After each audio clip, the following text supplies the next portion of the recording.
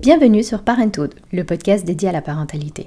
De l'envie d'avoir un enfant à sa conception, de la grossesse à l'accouchement, du postpartum au début et difficultés de l'éducation, ce sont des mamans et des papas qui viennent témoigner et partager avec nous leur vécu et leurs expériences, mais aussi des professionnels qui répondent aux questions que l'on se pose.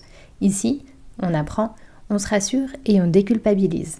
Alors, on respire un grand coup et c'est parti.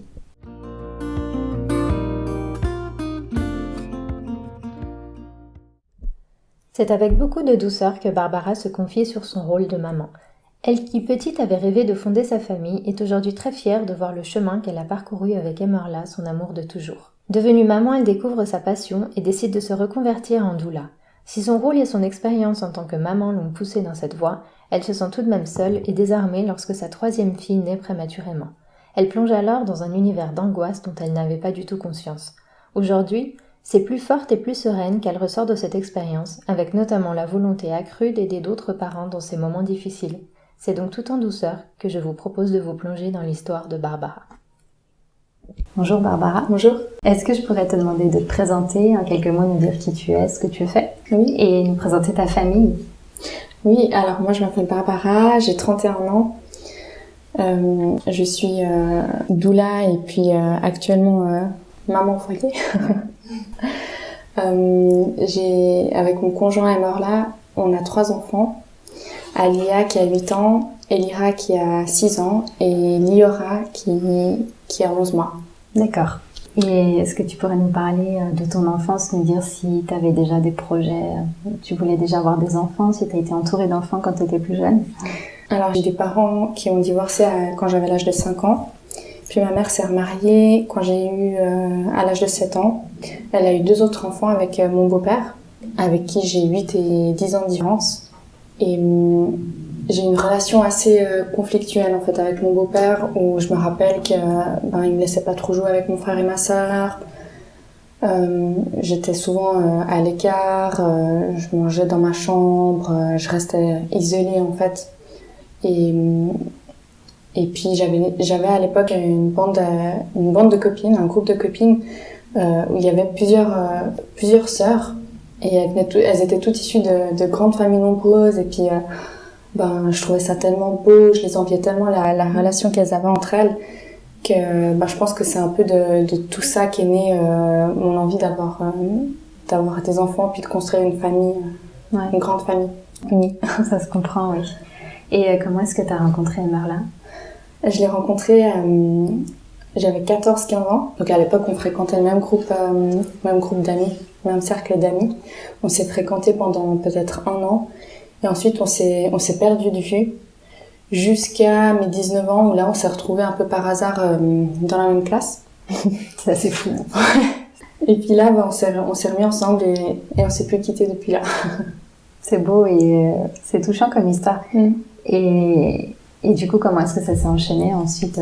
En fait, on était jeunes, hein, j'avais 19 ans, et puis je suis tombée enceinte d'Alia à l'âge de 22 ans, c'était un bébé surprise, mais c'était pas du tout quelque chose...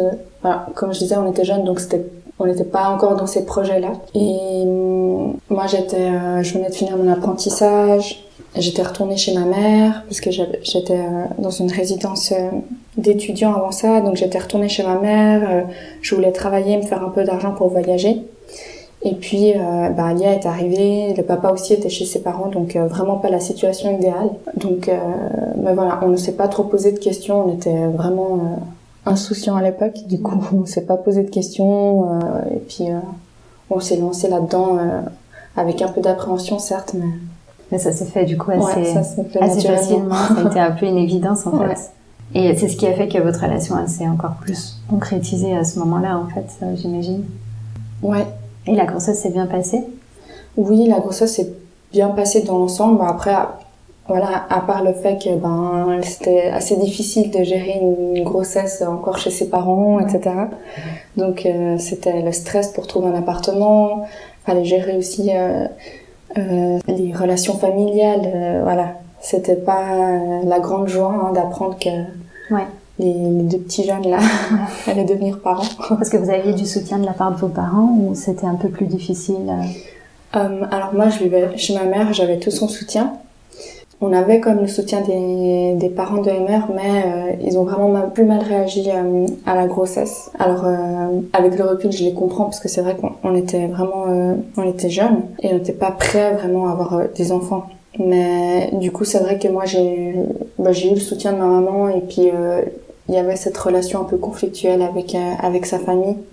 Parce que moi, je voulais pas entendre le fait qu'ils acceptent pas et qu'ils me fassent des reproches. En fait, moi, je me considérais comme adulte et puis capable de faire mes choix. Et puis, je voulais qu'on soit contente pour moi et c'est tout.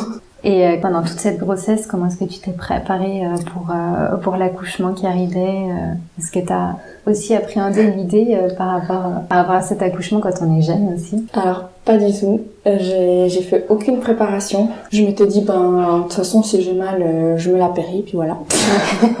Bah écoute, c'est la meilleure aussi des préparations. C'est de pas être trop préparée finalement. Ouais. Non, voilà, je me suis pas du tout préparée. Et puis finalement, l'accouchement, il est arrivé, j'ai accouché à terme. Les contractions sont arrivées la veille. J'ai eu des contractions toute la nuit. Le matin, on est arrivé vers 9h à la maternité. Donc t'as quand même réussi à attendre toute la nuit en n'étant pas trop stressée par rapport aux contractions que t'avais? Non, ça allait. Enfin, je notais.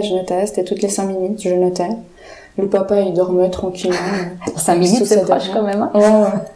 Mais il me disait, c'est un premier enfant, donc ne venez pas trop tôt. Donc voilà, le matin, on y va, vers 9h. Alors là, premier élément dérangeant, on me met dans une chambre avec une femme qui est en train de faire une fausse couche. Ah ouais, d'accord. Donc je suis là, j'entends cette femme qui pleure, je l'entends discuter avec la sage-femme, je comprends qu'elle est en train de faire une fausse couche. C'est terrible. Ouais, vraiment, parce que du coup j'étais super mal à l'aise et puis à chaque contraction je serrais les dents pour pas faire de bruit. Parce que ma douleur elle n'était pas légitime en fait par rapport à ce qu'elle vivait. C'est comme ça que je l'ai vécu et ouais, c'était très très très dur. Et puis donc tout de suite, moi, on arrive, je demande la péri, hein. Parce que là, quand tu dis, pardon, que t'étais avec cette dame, c'était la salle de préparation à l'accouchement, c'était la salle de pré-travail, c'était... Non, c'était la salle, tu sais, quand t'arrives à la maternité, ils te mettent dans une salle aux urgences, en fait. Avant la salle de pré-travail, donc avant la salle d'accouchement, quoi. Ouais, j'ai même pas eu la salle de pré-travail. D'accord, ok. Je savais même pas que ça existait, tu vois. Si, maintenant, oui. Non, donc c'était une salle aux urgences, mais bon, mais un minimum des choses, c'est quand même de...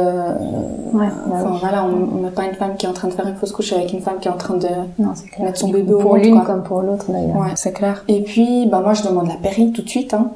Et puis elle me dit, non, vous êtes dilatée à 2, vous allez pas avoir la péri maintenant. Elle était très désagréable. Je me rappelle qu'elle me faisait très mal quand elle me faisait les touchés vaginaux. Et puis, elle nous laisse planter là, dans cette chambre, avec le papa qui était tout autant paumé que moi.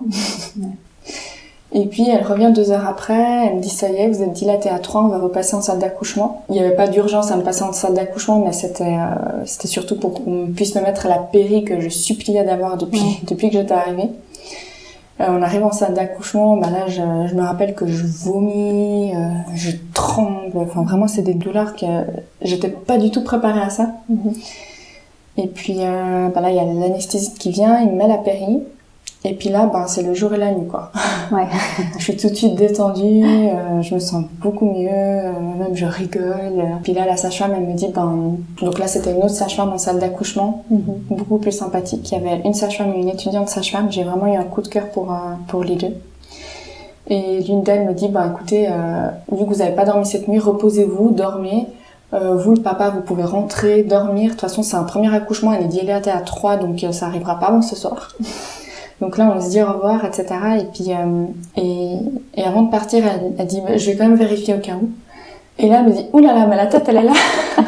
donc là, voilà, elle prépare tout de suite la table, etc. Parce que du coup, là, t'étais dilatée... Là, j'étais dilatée à 10, en fait. Mais en fait, ils m'ont mis la péri. Ouais, mais ils m'ont mis la péri, j'étais déjà dilatée à 10. Et puis, en fait, ce que je savais pas à l'époque, mais la phase que j'avais eue, où je vomissais, où je tremblais, où j'étais vraiment dans la phase de désespérance, on porte bien son nom, c'est vraiment la phase de désespérance où on pense qu'on va mourir, quoi, parfois. Et en fait, cette phase, elle annonce vraiment cette phase des derniers centimètres, les 2 derniers centimètres peut-être qui s'ouvrent, et elle annonce vraiment l'accouchement qui est imminent. Et à l'époque, je savais pas. Et en fait, ils m'ont mis la péri à ce moment-là, ce qui fait que lors de la poussée, la péri était bien fraîche, bien forte. Ouais, et j'ai rien senti, quoi. Donc elle me disait mais poussez, et puis je poussais, mais enfin j'avais l'impression qu'en bas je sentais rien, donc je savais même pas si je poussais vraiment. Et au bout d'un moment, la sage-femme me dit on va appeler le médecin. Donc je sais que médecin ça veut dire forceps, ventouse, etc. Donc à ce moment-là je pousse comme une dingue et puis là la tête sort. Je me déplace de côte en même temps. Sérieux? Ouais. Sur le moment j'ai rien senti, mais je le découvre après. Donc là elle me la pose sur moi, la petite elle est toute bleue en fait, elle avait commencé, son rythme cardiaque commençait un petit peu à chuter. Elle était bleue mais limite, j'ai regardé papa dans l'air, je t'assure elle est bien de toi quoi. Et puis séjour classique, j'avais mal au dos, alors je demande d'avoir une physio, puis la physio me dit mais c'est parce que vous tenez pas droite. Alors pendant des semaines et des mois, j'essayais de me tenir bien droite alors que c'est pas du tout naturel comme position. Et puis ça passait pas, les douleurs, c'est que après chez l'ostéo qui m'a appris que j'avais des côtes déplacées. Et un problème d'allaitement, j'avais mal au téton, j'avais des débuts de crevasse, donc là hop, tétrelle, on regarde pas si le bébé est bien positionné ou quoi que ce soit. Tétrelle qui m'a un peu foiré mon allaitement, je dis souvent. Ça c'était à la mat, c'était à la suite de l'accouchement, du coup, les conseils qu'on t'a donnés. Ouais, voilà, c'est les conseils qu'on m'a donnés à la mat. Donc voilà. Puis après, moi, je suis rentrée chez ma mère, du coup. J'étais encore chez ma mère, et puis on a déménagé quand Alia a eu 3 semaines. C'était pas trop dur? Parce qu'un déménagement, déjà, c'est fatigant, mais alors... Alors j'étais très excitée parce que c'était mon premier appartement avec lui, avec bébé. Enfin, voilà, j'étais très excitée, mais c'est vrai que j'ai pris une sacrée claque, quoi, parce que je me suis retrouvée complètement isolée. Mes copines n'avaient pas d'enfants, j'étais la première à avoir des enfants. Et j'étais complètement perdue dans ce petit être, je savais pas trop comment m'en occuper, enfin c'était pas instinctif quoi, je savais pas si je faisais juste, pourquoi elle pleurait, enfin je pensais qu'un bébé ça dormait. Voilà quoi. Et puis quand tu dis que ça t'a foiré ton allaitement, c'est dans quel sens? C'est que ça t'a complètement perdu par rapport à ce que t'espérais? C'est que t'avais ces douleurs, ça se calmait pas, donc tu t'arrivais pas à comprendre en fait ce qui pouvait t'aider à aller mieux? En fait, à partir du moment où j'ai mis la tétrelle, je l'ai gardée pendant quelques jours, le temps que les crevasses guérissent, et Alia ne savait plus téter sans tétrelle. Donc j'ai dû la garder, et puis c'était un bébé d'hiver, donc c'était super stressant parce qu'à chaque fois que je voulais sortir, je m'imaginais devoir enlever toutes mes couches de pull et puis mettre la tétrelle, donc vraiment le truc pas du tout discret, puis voilà, j'étais pas à l'aise avec ça. Du coup, quand je sortais, je prenais des biberons, et puis après, c'était plus facile le biberon, donc que de mettre cette foutue tétrelle là, enfin voilà. J'ai l'impression, alors je vais pas mettre entièrement la faute là-dessus parce que j'étais aussi très mal informée à l'époque, mais voilà, on m'a pas aidé à la mise en place de l'allaitement quoi. Et du coup, alors après le déménagement, vous rentrez à la maison, enfin vous déménagez en période quand même de postpartum. Premier bébé, c'est pas évident, comme tu dis, c'est une claque. Donc, Moi j'ai eu la chance d'être chez ma maman les 2 premières semaines du coup, parce que sans connaître, à l'époque j'avais pas la notion du mois d'or, de la période de relevailles, etc. Mais inconsciemment, c'est un peu ce que j'ai fait, où j'étais vraiment toute la journée dans la chambre, collée à mon bébé, et puis ma maman m'apportait mes petits plats dans le lit. Ouais, j'ai vraiment été couconnée, donc pour ça j'ai vraiment beaucoup de chance. Mais c'est vrai qu'après, c'était tout autre chose. Tu veux dire les semaines d'après, en étant isolée, en ayant déménagé, ouais. Et après, petit à petit, vous avez finalement réussi à trouver votre rythme dans le nouvel appart avec Amarla, avec Alia? Ouais, je dirais vers 3-4 mois, quoi. Ouais. Quand même. Les 3 premiers mois, ça n'a pas été évident, puis après, ça s'est mis en place. Naturellement, j'ai fait des rencontres, j'ai rencontré d'autres mamans aussi, ça m'a beaucoup aidé d'avoir un entourage. Tu les as rencontrées comment? T'as cherché à rencontrer des mamans? J'ai cherché à rencontrer, parce que autour de moi vraiment j'avais aucune copine qui était maman. Donc en fait je me suis mise sur des groupes de mamans de Genève, etc. sur Facebook à l'époque.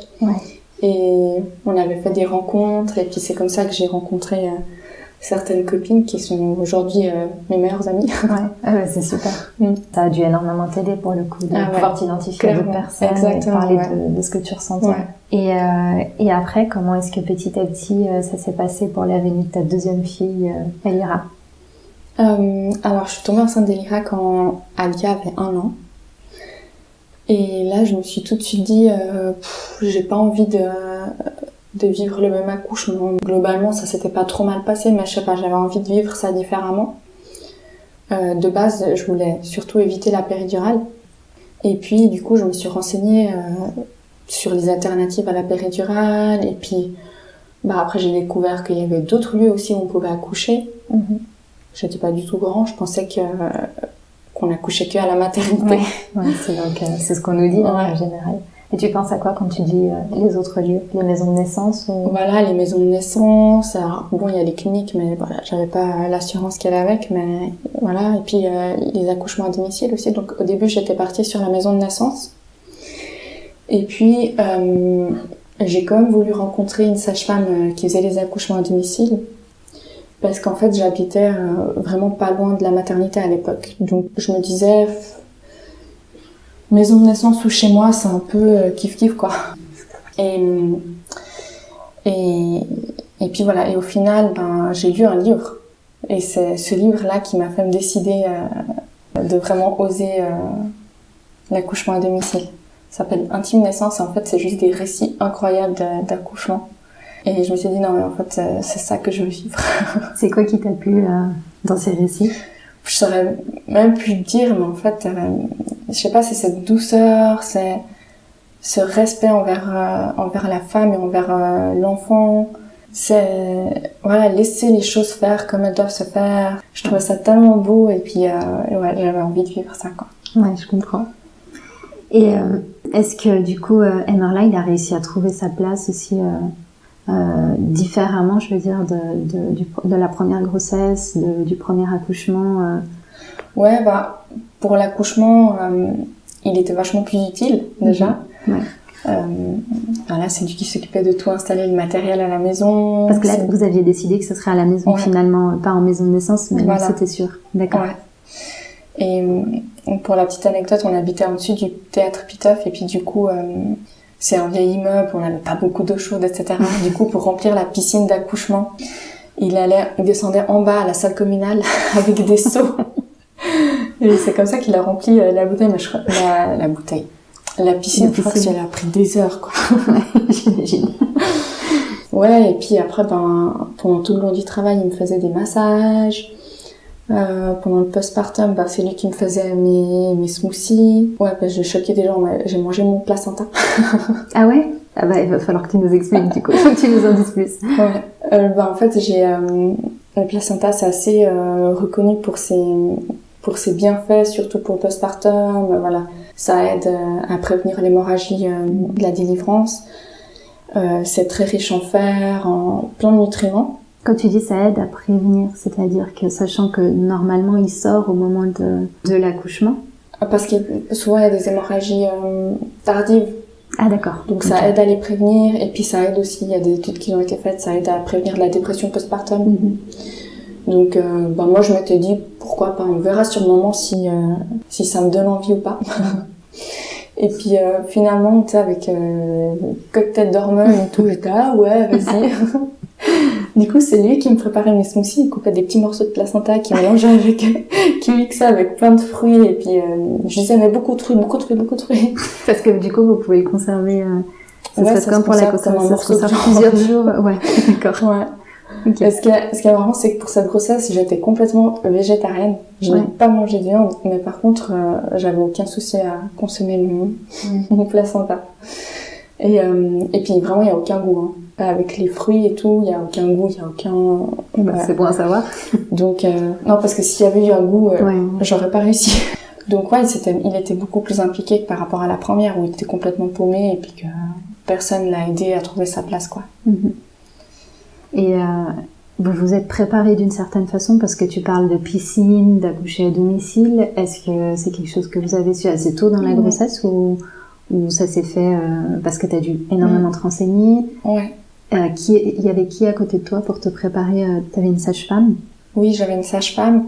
Je crois qu'on s'est décidé vers 5-6 mois. Et puis voilà, j'ai passé beaucoup de temps à me renseigner sur Internet, à lire des livres, etc. On avait fait une préparation collective avec d'autres couples qui voulaient accoucher chez eux. Donc c'était juste une journée, une soirée, je crois. je me rappelle plus trop ce qu'on avait appris, ce que c'était. Mais la meilleure préparation que j'ai faite, c'est vraiment les lectures, quoi. C'est ça qui m'a le mieux préparée. Et puis ouais, j'avais cette sage-femme qui était géniale, qui malheureusement ne pratique plus les accouchements à domicile aujourd'hui, mais ouais, je pense que la meilleure préparation, c'est vraiment se renseigner, les lectures. C'est plus efficace que tout. Et par rapport à Alia, tu voulais faire comment? Tu voulais qu'elle soit pas forcément présente, mais dans une pièce à côté, ou tu voulais qu'elle soit pas du tout là? Alors Alia, elle avait 1 an et demi, donc pour moi, je la considérais vraiment trop petite pour s'impliquer.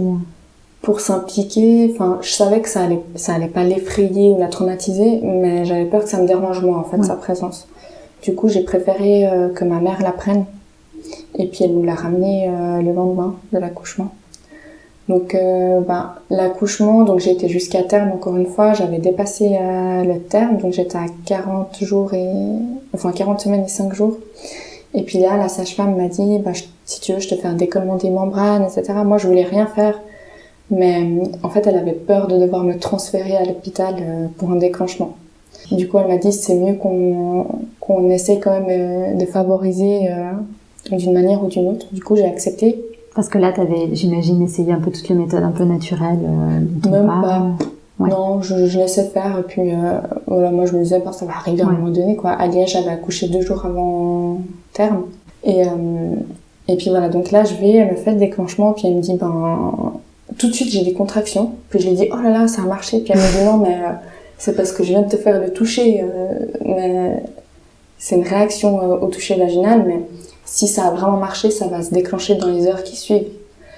Du coup, je me dis, alors ça veut dire que c'est pas ça. Donc, j'ai une contraction. J'avais un rendez-vous pour faire une l'échographie du dépassement de terme. Mm-hmm.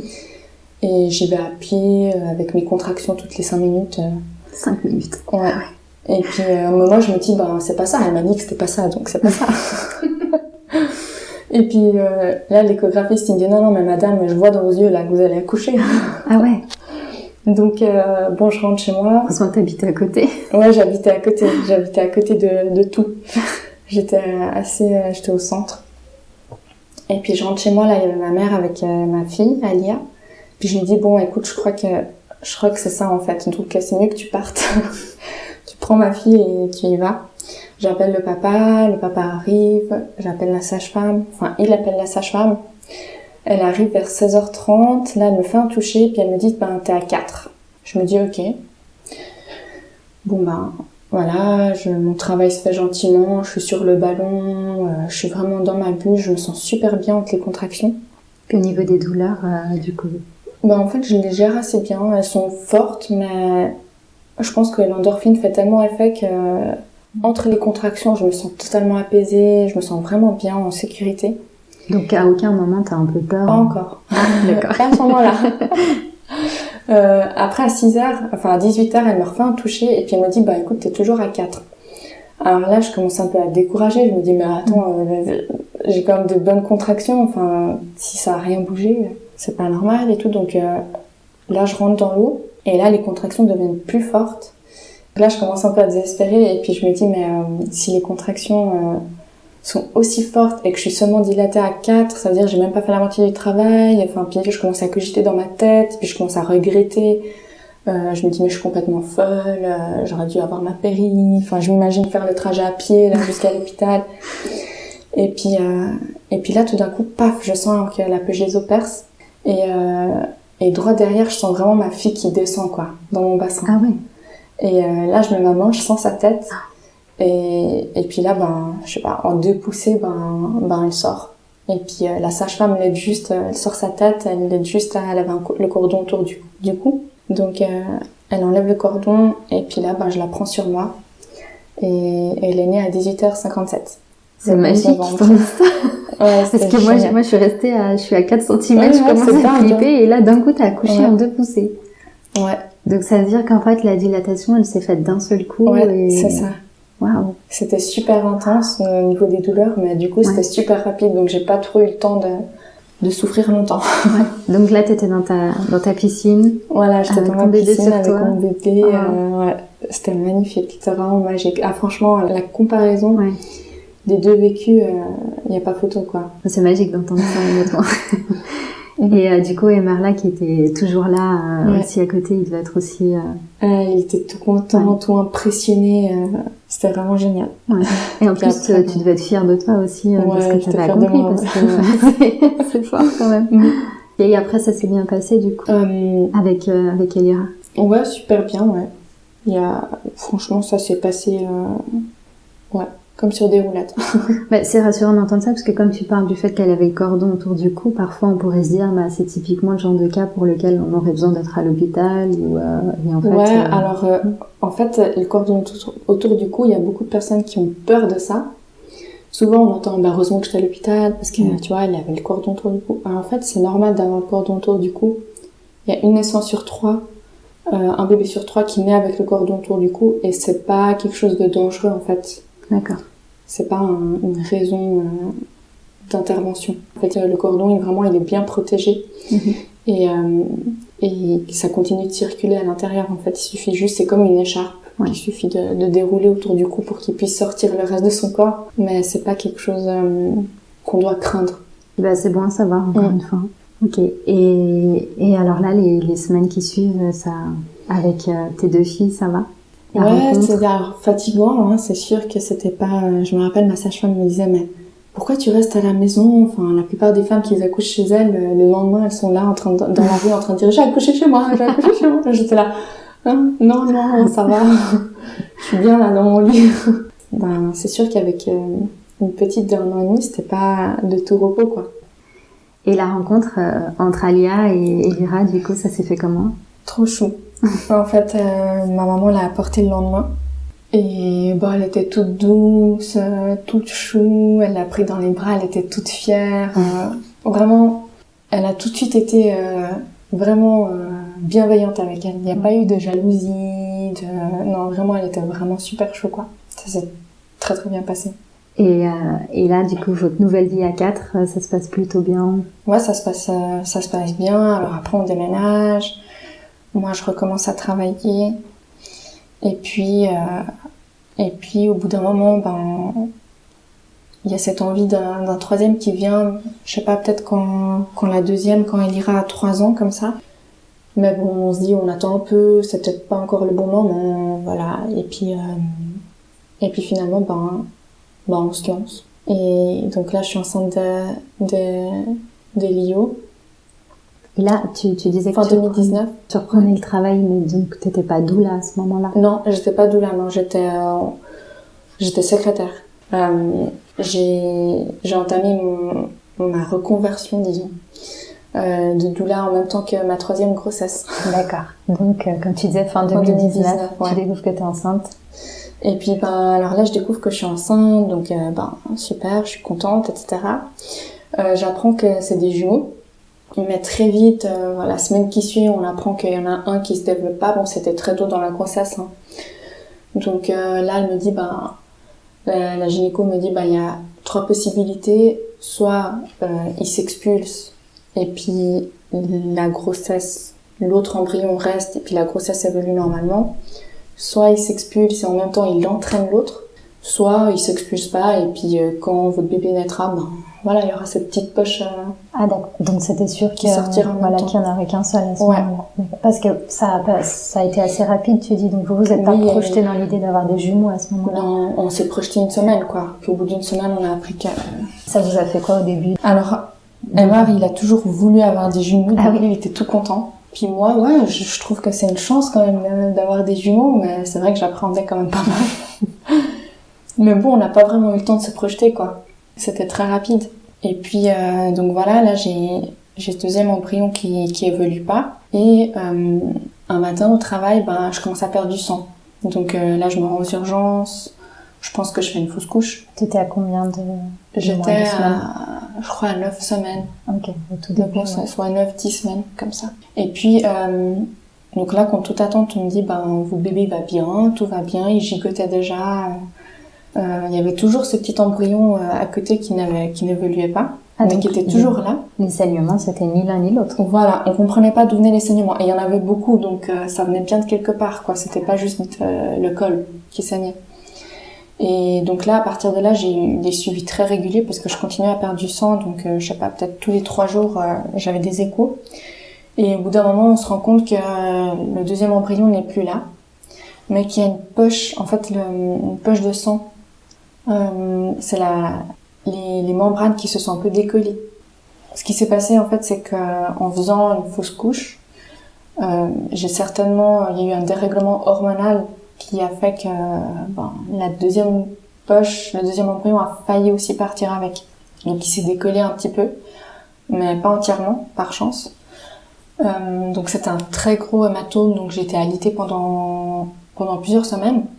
Et c'est seulement à 20 semaines de grossesse qu'on me dit, là il n'y a plus de traces d'hématome, la poche de votre bébé s'est entièrement recollée, donc vous pouvez reprendre une vie normale, etc. Et c'est cette même semaine-là qu'on annonce le confinement. Ah oui. Donc, parce que là, à ce moment-là, t'étais en congé maladie, t'étais arrêtée? Oui, j'étais arrêtée, ouais. D'accord. Et j'avais repris à mi-temps, je crois. Puis bon, après avec le confinement, j'étais à nouveau arrêtée. Et puis donc voilà, confinement. Donc nous on respecte scrupuleusement le confinement parce qu'on sait pas encore si les femmes enceintes sont à risque, etc. Donc moi ça m'angoisse pas mal. Et puis à 25 semaines, je dors et là tout d'un coup je sens un écoulement et en fait je perds les os. Et donc là je m'affole et puis je pars aux urgences. Je prends un taxi aux urgences. On me confirme que j'ai bien rompu la poche des os. Donc là tout de suite ils me sortent, ils me disent que je vais accoucher prématurément, que dans la majorité des cas, l'accouchement après une rupture de la poche, il survient au bout de 48 heures. Que ça se peut que j'accouche pas dans les 48 heures, mais que du coup je serai hospitalisée jusqu'à l'accouchement, parce qu'il y a un grand risque d'infection une fois que la poche est ouverte. Il y a un risque de souffrance fœtale, il y a un risque de retard, il y a un risque d'hémorragie. Enfin voilà, on énumère un peu tous les risques et pourquoi je vais devoir être hospitalisée. Et en plus à ce moment-là, donc t'es partie toute seule aux urgences, t'es toute seule quand on t'annonce ça? Je suis toute seule parce qu'en plus de ça, c'est pendant le premier confinement, donc on m'annonce aussi que je vais être hospitalisée pendant une durée indéterminée et interdite de visite, donc privée de mes filles, de mon conjoint. C'est-à-dire qu'ils peuvent pas venir même 1 heure par jour, 2 heures par jour? Impossible, non. Alors là, vraiment, c'est le choc, quoi. Ouais. Puis t'avais envisagé d'avoir le même accouchement que pour les j'avais prévu aussi un accouchement à domicile, donc c'est l'hécatombe. Ouais, c'est vraiment l'hécatombe. Et puis en fait, c'est tellement le choc que je commence à, je sais plus trop, je confonds en fait le réel et l'irréel carrément. Je suis plus du tout dans la réalité. Enfin, je suis en panique, donc on me donne des calmants. Le lendemain, je dis que je peux plus prendre de calmants parce que j'ai eu des hallucinations. Et puis là, ils me disent, mais en fait, vos hallucinations, elles sont dues au choc que vous avez eu. C'est pas des symptômes, c'est pas des effets secondaires des calmants. Donc, c'est vraiment un gros choc, quoi, d'encaisser tout ça en même temps. Enfin voilà, on parle de prématurité, de néonatologie, de séquelles, de réanimation, de viabilité, et alors vraiment c'est... Et là à ce moment-là il n'y a pas quelqu'un sur place qui est censé t'aider psychologiquement à gérer ce choc, cette situation, le confinement, ça fait quand même beaucoup de facteurs qui s'accumulent. Il y a une psychologue qui est sur place, mais bon, moi ce que j'avais besoin c'était de ma famille, quoi. C'était d'être auprès d'eux. Bon, alors je suis hospitalisée du coup pendant 9 jours. Ensuite, à force d'insister et puis que la situation reste stable et puis que ma cure d'antibiotiques, parce qu'on fait une cure d'antibiotiques d'office pour prévenir le risque d'infection. Une fois que j'ai terminé cette cure et puis que la situation reste stable, on m'autorise à faire une hospitalisation à domicile avec une sage-femme qui vient régulièrement et puis des visites régulières à l'hôpital. Donc là, je rentre, je retrouve mes filles, puis mais ça dure pas longtemps parce qu'en fait je commence à perdre du sang dans mon liquide. Parce qu'en fait, je perds du liquide continuellement. C'est-à-dire que le corps reproduit du liquide en continu. Ouais. D'accord. Mais comme la poche est percée, ça coule en continu aussi. Et là, le liquide commence à être teinté de sang. Donc, je retourne à l'hôpital et puis là, je suis hospitalisée pendant 3 semaines. Parce qu'au début, tu sais que ça va être pendant 3 semaines ou non, chaque jour tu... chaque jour... En fait, c'est vraiment une course contre la montre parce que l'accouchement peut vraiment arriver à n'importe quel moment. Puis en fait, on sait pas, est-ce que je vais accoucher naturellement parce qu'il va se déclencher naturellement? Est-ce qu'on va me provoquer parce qu'il va être en souffrance? Est-ce que je vais faire une infection? Est-ce que ça va être une césarienne d'urgence? Enfin, tu t'imagines vraiment tous les scénarios possibles et puis tu sais pas quand est-ce que ça va arriver. Donc chaque jour de gagner est un jour... Puis t'es à l'hôpital, c'est-à-dire que on vérifie, on te monitore tout le temps? T'es sous monitoring? Oui, je suis sur monitoring matin et soir. On me prend la température 3 fois par jour. J'ai des prises de sang tous les 2-3 jours. Mais c'est, bon, de base, t'es stressée, mais c'est encore plus anxiogène au final, même si, bien sûr, c'est pour votre bien. Ça fait aussi, ça participe quand même de ton... Ah ouais, c'est une situation, mais super anxiogène, quoi. J'ai jamais vu quelque chose d'aussi angoissant de toute ma vie, quoi. Donc voilà, là je reste 3 semaines et puis au bout de 3 semaines, vu que là je continue à perdre un peu de sang, mais bon, le bébé va bien, tout va bien, on voit rien d'anormal à l'échographie, donc ils acceptent de retenter l'hospitalisation à domicile au bout de 3 semaines. Donc à ce moment-là, je suis bientôt, je suis à 30 semaines de grossesse. Donc c'est un vendredi, ils me laissent rentrer le vendredi, j'arrive chez moi, je commence à avoir des contractions. Je me dis bon, c'est le trajet. Je dors, pas de contractions la nuit, donc voilà. Et le lendemain, rebelote. Encore des contractions toute la journée. Bon, c'était assez espacé, puis c'était pas très fort, mais j'en avais quand même 2-3 par heure, quoi. Donc ça m'inquiétait un peu. La nuit, pareil, ça se calme. Et le dimanche, encore, ça recommence. Donc là, je me dis, ouais, bon, enfin, si ça continue jusqu'à ce soir, va falloir quand même que je retourne pour m'assurer que tout va bien. Et c'est que... le soir, quand je décide de préparer mes affaires, que là, ça commence à s'intensifier.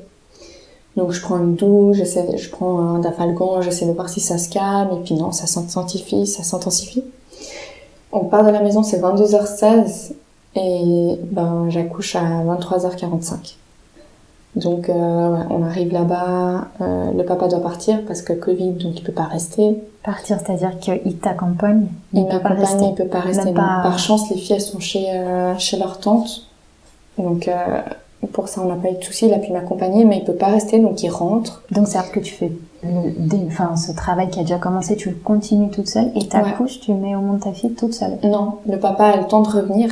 Ah, donc il part et il revient. Voilà, il a juste le temps de faire l'aller-retour. D'accord, parce qu'en fait tu l'appelles, l'hôpital l'appelle pour lui dire c'est maintenant, il faut venir. Ouais, c'est ça. C'est que il met le monito, il voit que j'ai des contractions toutes les 5 minutes, donc il m'amène en salle d'accouchement, et puis en salle d'accouchement, là il peut revenir. Donc je l'appelle, je lui dis écoute, fais demi-tour.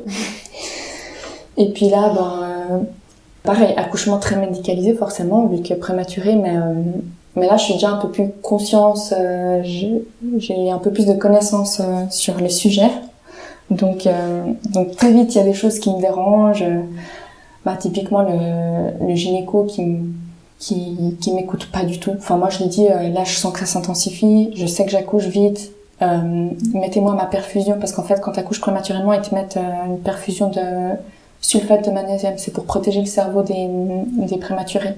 Donc je lui dis tout de suite, mettez-moi ça, et puis il me dit, ouais, on va faire un spéculum, on va faire une échographie vaginale, une échographie frontale, puis je lui dis, mais non, mais je suis en train d'accoucher, en fait.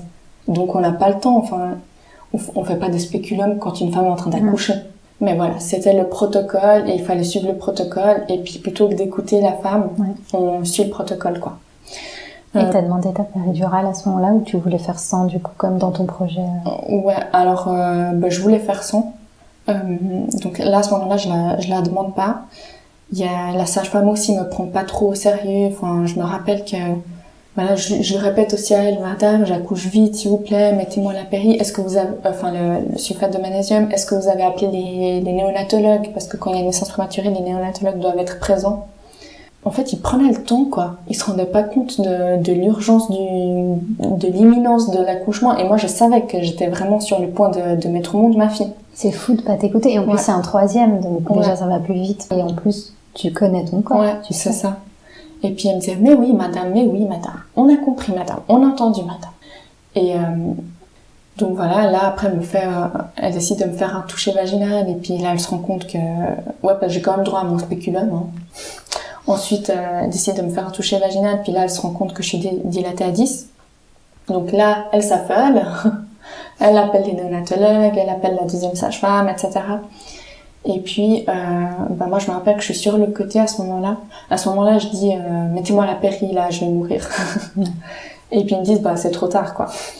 Donc je suis sur le côté et puis je me laisse complètement tomber. Je me dis voilà, si je dois mourir, je dois mourir.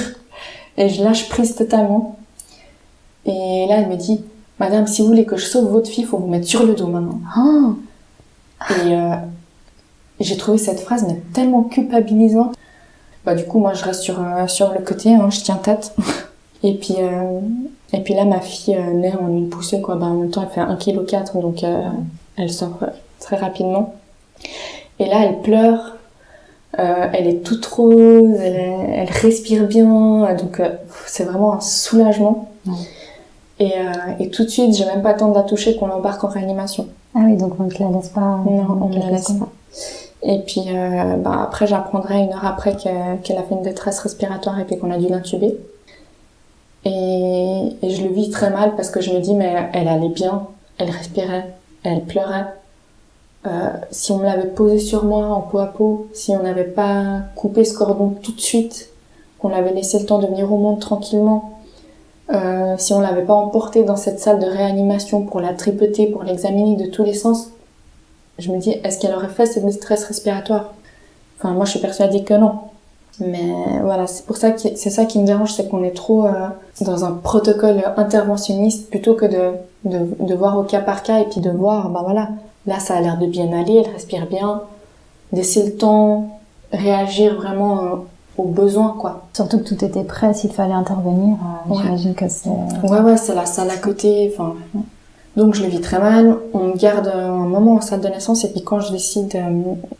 quand on m'autorise à 3h du matin d'aller voir ma fille, c'est une grande salle très éclairée, il y a plein de bruit de machines, les soignants parlent très très fort et ça me fait vraiment un choc en fait de voir ma fille toute petite comme ça qui devrait être encore bien protégée dans mon ventre, exposée à toutes ces stimulations et puis je trouve vraiment très très violent en fait comme image. Et en fait, à ce moment-là, je me sens vraiment impuissante, quoi. Et donc voilà, c'est l'histoire de sa naissance. Et du coup, vous restez quelques semaines à l'hôpital, de longues semaines, j'imagine. Alors moi, je reste hospitalisée 9 jours. J'arrive à prolonger avec mon assurance pendant 9 jours pour rester auprès d'elle. Parce que ça va pas de soi. Non, ça va pas de soi. Malheureusement, c'est complètement aberrant, hein, mais non. Tu rentres chez toi sans ton bébé, quoi. Et puis ton bébé, il reste hospitalisé là, et puis toi, on t'encourage il n'y a pas de lit pour la mère, on encourage les parents à rentrer chez eux pour qu'ils se reposent, entre guillemets. Comme si t'allais te reposer en rentrant chez toi, quoi. Donc, je reste 9 jours, puis ensuite, je rentre. Je me rappelle, c'était vraiment un moment difficile parce que, en fait, ils étaient tous malades chez moi. Ils avaient un rhume et puis comme elle était très fragile, j'avais pas envie de lui transmettre un microbe, ce qui fait que j'étais passé mes 2 premières nuits en sortant de l'hôpital chez ma mère. Et en fait, je suis sortie de l'hôpital, de mon congé, de mon hospitalisation maternité postpartum, sans mon enfant. Et c'était 11h du soir et j'étais à pied comme ça, puis je marchais. J'avais encore ma démarche de femme enceinte parce que j'avais le bassin encore ouvert. Et voilà, puis je me promenais dans la rue toute seule. Je passais à côté des gens, puis dans ma tête, j'étais je viens d'accoucher, quoi. Ouais. Je sors de mon hospitalisation, puis je suis là, dans la rue, avec mon sac à dos en train de marcher, sans mon bébé, sans ma famille, sans mes filles. Sans retourner en plus chez toi voir sans retourner chez moi. C'était vraiment irréel, quoi. Ouais. Donc voilà. Et puis après, heureusement, on a eu beaucoup de chance parce que l'hospitalisation se passe très bien pour ma fille. Vraiment, elle s'est très vite sevrée de l'aide respiratoire. Tout s'est bien passé. Après, c'est vraiment les premiers jours qui font peur parce qu'on sait pas trop ce qui va se passer, on n'ose pas trop s'avancer.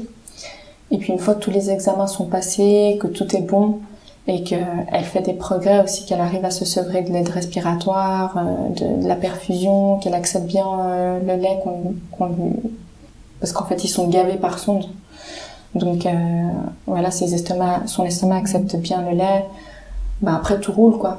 Et puis, il n'y a plus qu'à attendre qu'elle grandisse. Et puis surtout, ce qui prend du temps, c'est l'alimentation. Parce qu'en fait, la capacité à téter, déglutir et respirer, ça vient seulement vers 34 semaines. Donc c'est ça qui prend du temps. Et puis le système tel qu'il est mis en place aujourd'hui, en tout cas ici en Suisse, il favorise pas trop quoi la mise en place de l'allaitement entre guillemets, j'ai envie de dire, parce que voilà, si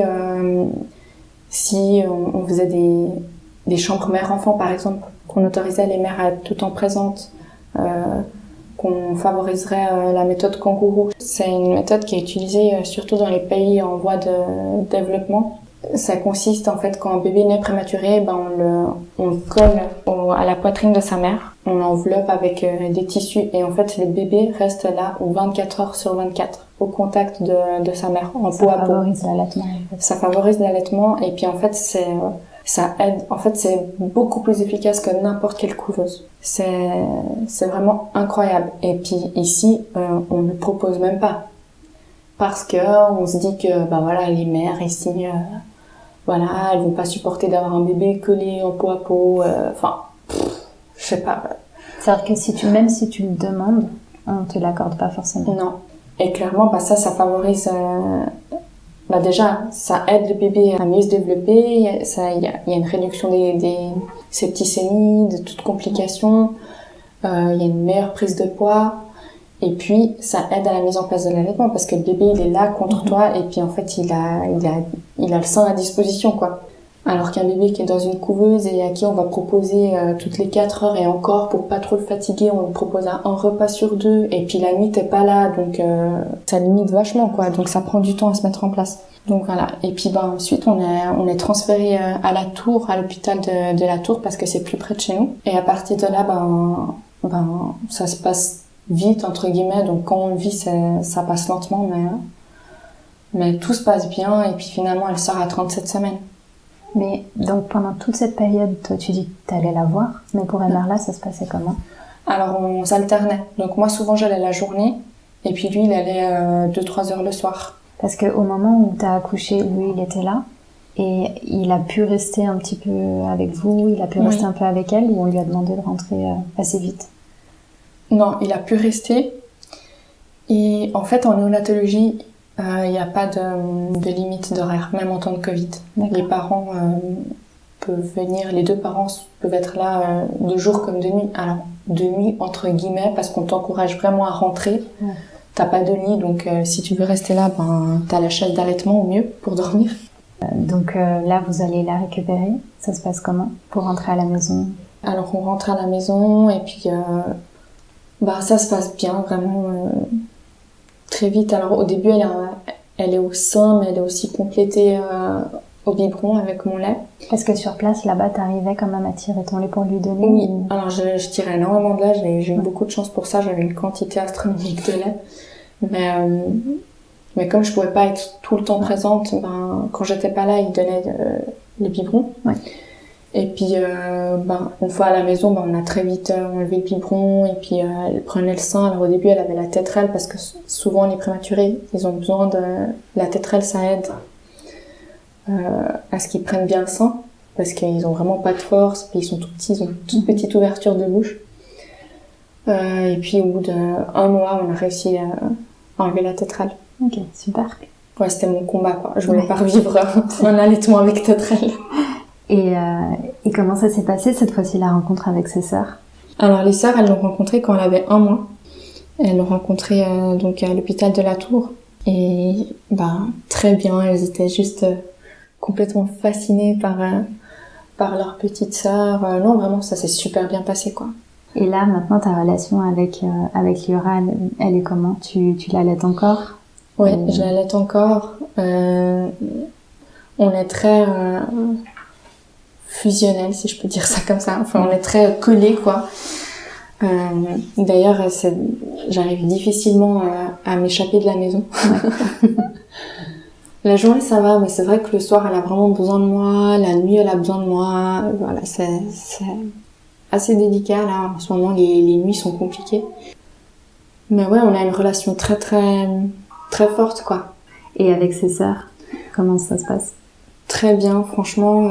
La grande sœur, c'est vraiment la deuxième petite maman. Ouais. La deuxième, c'est la seule qui arrive à la faire rire, vraiment aux éclats, ouais. En faisant le clown. Et puis, elle est tout le temps en train de suivre ses sœurs partout dans la maison. Vraiment, il y a une belle relation qui se construit, quoi. C'est mignon. Ouais. Et comment est-ce que, en tant que parent, vous avez réussi à expliquer ce qui s'était passé, la prématurité, le fait que tu t'absentais aussi longtemps? Comment est-ce qu'on fait pour l'expliquer? Simplement, en fait, on leur a expliqué que qu'une grossesse c'était 9 mois, que parfois il y a des bébés qui décidaient de venir au monde plus tôt, mais que du coup fallait qu'ils restent dans une boîte, dans une couveuse qui imitait le ventre de la maman, le temps qu'ils auraient dû passer en plus dans le ventre de la maman. Donc on leur a expliqué comme ça. Ça a été difficile, surtout l'hospitalisation. Donc voilà, c'était important qu'elles comprennent bien que moi j'étais pas malade en fait, que j'étais là-bas pour la surveillance du bébé, mais qu'elles s'inquiètent pas pour moi. Et aujourd'hui, tu dirais que ce qui a été le plus difficile pendant cette période pour toi et pour Emma Arnold, c'était d'être, toi j'imagine aussi, dans l'incertitude et d'être loin de tes filles, mais... Ouais, c'était ça. C'était vraiment la première partie, quoi. L'hospitalisation avant la naissance, où vraiment là on savait pas du tout où on allait, ou le choc d'être séparée de mes filles soudainement et puis d'être privée d'elles pendant plusieurs semaines, ça a été plus dur. Et pour lui, pour Emerla? Pour lui aussi, je pense que de se retrouver seul avec les grandes, c'était pas évident, quoi. Et qu'est-ce qui a compté le plus pour vous? Qu'est-ce qui vous a vraiment aidé à tenir le coup? Alors, ce qui moi m'a vraiment aidé, c'est de savoir qu'elles étaient en de bonnes mains, quoi. De savoir que le papa il avait de l'aide autour de lui, qu'il était bien entouré. J'avais des amis qui venaient chercher les grandes pour passer des après-midi avec elles et voilà, faire des sorties, des activités vraiment qu'elles oublient un peu que maman elle est hospitalisée et puis que le papa puisse aussi avoir des moments de répit, quoi. Ouais. Et pendant la grossesse, avec les complications qu'il y a eu au début, est-ce que vous vous étiez préparé en fait à un tel déroulement? Pas du tout, non. Non, vraiment pas. Moi, je m'imaginais pas du tout que je pourrais accoucher prématurément, quoi. C'est ce qui fait que t'as été en état de choc aussi. Ouais, vraiment. Et quand on a parlé, tu me disais qu'il fallait parler de la prématurité. Pourquoi, d'après toi? Comment tu le ferais? Quand je dis qu'il faut parler prématurité, c'est surtout dans le cadre de ma profession de doula, où je trouve que dans ce milieu-là, on n'en parle pas assez. On parle beaucoup ces temps-ci, on parle de plus en plus du deuil périnatal. Mais, alors c'est très bien, mais on parle très peu de prématurité, et puis c'est quand même une naissance sur 10, donc c'est quand même beaucoup. Et c'est tout un deuil, c'est vraiment une expérience très stressante, très traumatique. Et je trouve qu'on devrait même, tu vois, tout ce qui est formation pour les doulas, etc., on en parle pratiquement pas, quoi. Donc, typiquement, moi, je trouve que j'ai vécu ça, puis je me suis dit, mais si j'avais dû accompagner un couple dans cette épreuve, j'aurais pas su trouver les mots, j'aurais pas su, je sais même pas ce que c'est la prématurité, donc je trouve qu'on en parle pas assez. Donc comment en parler? Moi par exemple j'en parle à travers les réseaux sociaux, et là je vais aussi écrire tout un chapitre pour une formation de doula. Ouais, voilà, c'est tu vois, typiquement là on en parle, puis c'est très bien aussi, c'est comme ça qu'on sensibilise, quoi. C'est vrai qu'on a l'impression, d'après ton témoignage aussi, qu'il manque quand même un accompagnement. Le fait que quand t'as été hospitalisée, t'as eu accès à quelqu'un, mais que tu t'es pas sentie accompagnée, en fait. Alors en fait, il y a une association qui s'appelle Nétroto, qui est surtout basée sur le canton de Vaud et Fribourg. Mais ça, on m'en a pas du tout parlé. Et ce que je trouve très dommage. Alors là, j'ai rejoint l'association. Et j'espère que là, on est 2 maintenant sur Genève, 2 bénévoles, donc on va essayer de créer une antenne ici à Genève. Mais ça, typiquement, c'est quelque chose qui m'aurait beaucoup aidé parce qu'on fait des cafés-échanges.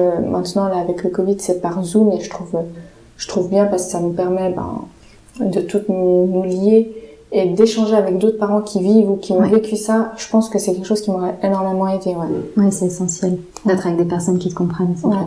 Et aujourd'hui, avec un peu plus de recul, qu'est-ce que tu te dis quand tu vois où vous en êtes arrivé aujourd'hui avec Emerla? Je suis heureuse d'en être arrivée là. Et je suis assez fière de nous quand même, de la petite famille qu'on a construite. Et je me dis, moi vraiment mes plus belles années, ça a été les premières années de mes filles. Donc là, je suis en train de le revivre. Ouais. Et je me dis, vraiment profiter de ces années-là, c'est tellement précieux. Quand on le vit, c'est clair que c'est très fatigant, on est épuisé, on a la tête dans le guidon, mais c'est tellement de joie aussi, les enfants, que ça passe vite. Et si tu devais te dire quelque chose à ton toi d'il y a quelques années? Ça serait vraiment de profiter de ces moments. De ces moments, profiter de ces premières années où on se dit, j'espère que ça passe vite, qu'ils fassent leur nuit, qu'ils grandissent vite, etc. Alors qu'en fait, c'est juste magique, quoi. Ces premières années, c'est du pur bonheur, quoi, mais avec la fatigue qui accompagne. Et si tu devais parler à des parents qui vivent des situations assez similaires, je pense notamment justement au fait d'avoir un enfant prématuré, qu'est-ce que tu aimerais leur dire? J'aimerais leur dire de tenir le coup. C'est une épreuve vraiment pas facile. C'est souvent mal compris par les proches. Mais c'est une souffrance légitime, quoi. C'est tout un deuil qu'il y a à faire. Et puis leur dire que le temps passe et puis que le temps fera les choses, quoi. Qu'après la tempête, le beau temps reviendra. Et peu importe ce qu'il arrive, le beau temps reviendra. Ouais. Et toi, par rapport à ce processus de deuil, ça avance? Ça avance, Au début, c'était difficile. Je me disais même, est-ce que je vais être encore capable d'accompagner des femmes dans leur projet de naissance après ce que j'ai vécu, etc. Et j'ai fait un travail, un beau travail sur moi. Et puis sur mon vécu. Et puis aujourd'hui, ça va bien, quoi. C'est vrai que parfois j'ai des flashbacks un peu. Et puis souvent, je regarde Lio et puis je me dis, mais waouh, tu te rends compte d'où tu viens et tout. C'est incroyable, merci d'être là, merci d'être accroché. Vraiment, mais en fait, cette épreuve, ça m'a vraiment, je pense, ça m'a vraiment transformée. Ça m'a rendue plus consciente et plus reconnaissante des choses simples. Souvent, en fait, quand j'étais dans les moments les plus difficiles, je m'accrochais à ça. En fait, je m'imaginais avec mes 3 filles dans un parc, en train de faire un pique-nique.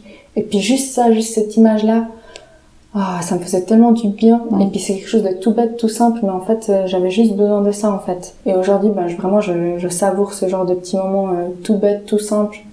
Je me rends compte que c'est une chance, quoi. Et pour Emerla, ça n'a pas forcément été le même processus, j'imagine, de deuil? Non, alors lui, j'ai l'impression qu'il a vécu les choses vraiment beaucoup plus facilement, si je peux dire ça. Pour lui, ce qui a été le plus dur, c'est que je sois pas là. Après, il avait il était tellement confiant, en fait, il avait une totale confiance en Lio, en l'avenir, en la vie, qu'il s'inquiétait pas. Il s'est pas inquiété des risques de séquelles, est-ce qu'elle allait survivre. Il était juste fasciné, quoi, qu'elle s'accroche comme ça, mais il était beaucoup plus positif que moi. Bon, en même temps, c'est ce qui fait que ça a dû t'aider aussi, je pense. Clairement, ça m'a beaucoup aidé. C'est beau en tout cas. Merci pour ton témoignage et on peut rester sur cette image de toi, Emerla et vos 3 filles en train de pique-niquer. Merci. Merci à toi. Cet épisode est maintenant terminé. Si vous avez des questions concernant le témoignage que vous venez d'entendre, n'hésitez pas à me contacter à l'adresse info@parenthood.ch. Je vous remercie pour votre présence, votre écoute et à très vite sur Parenthood pour le prochain épisode.